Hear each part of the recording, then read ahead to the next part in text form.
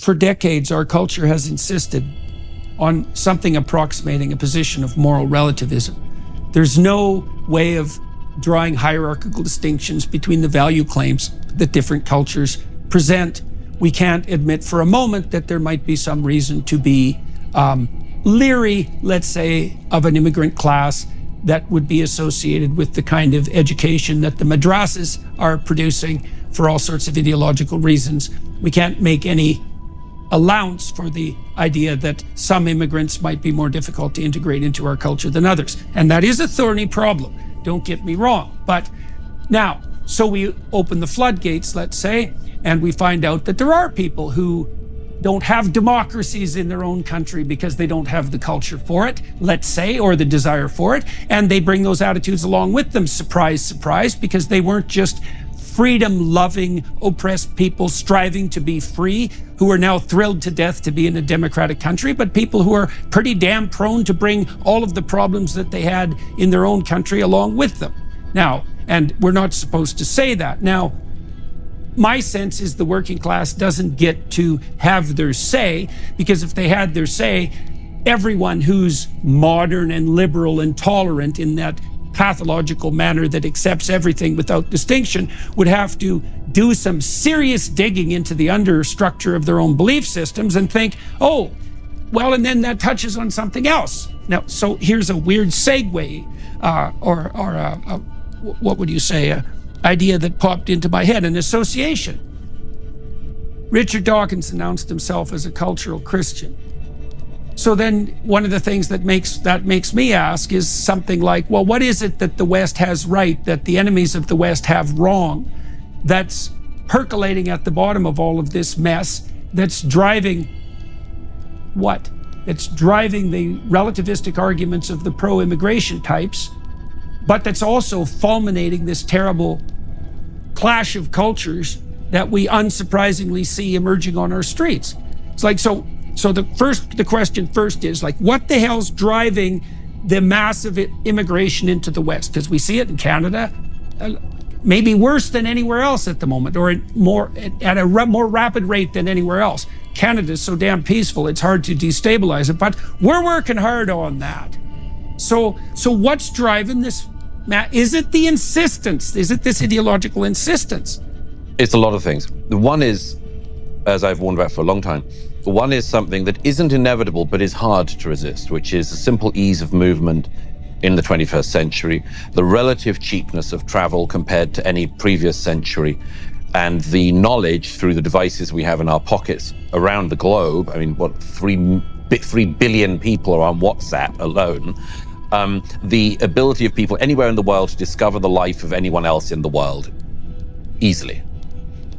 And add to that the fact that most countries in the world are not even remotely approximating either the safety or the wealth available in 21st century Canada, for instance, or Britain.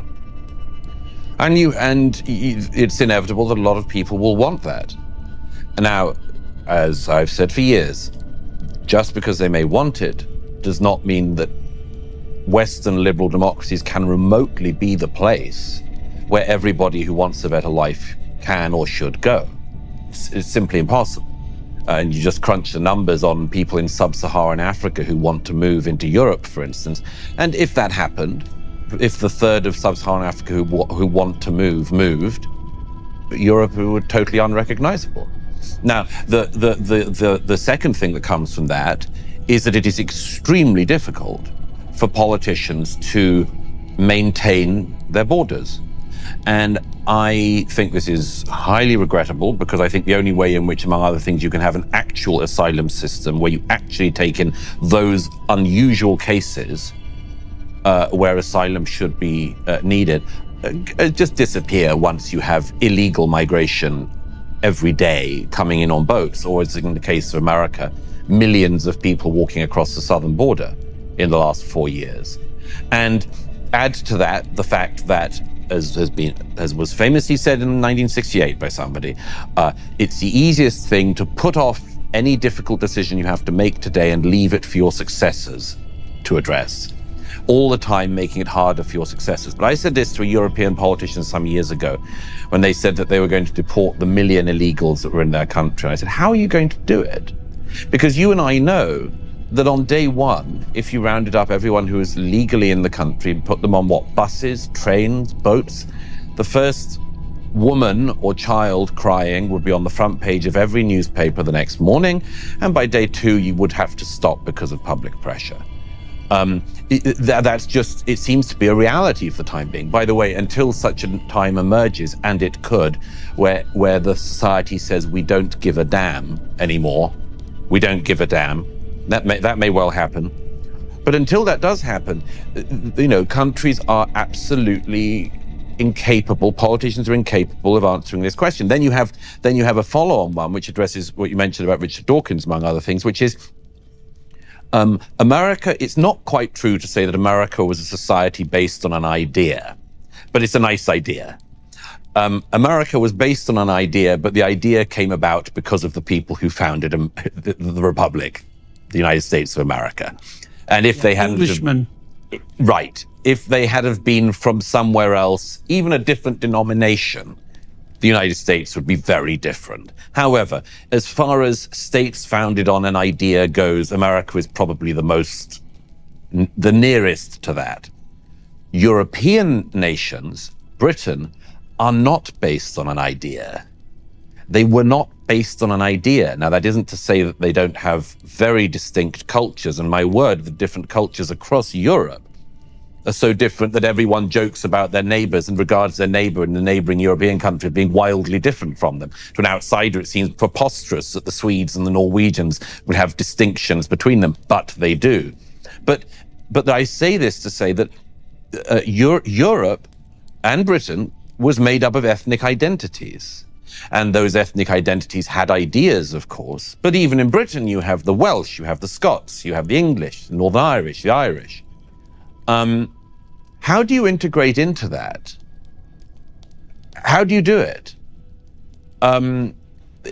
Does anyone know? And the answer is no. Have some people? I'd say yes. Have a majority? It doesn't look that way to me. And so this is just a bomb underneath the societies in Europe in particular.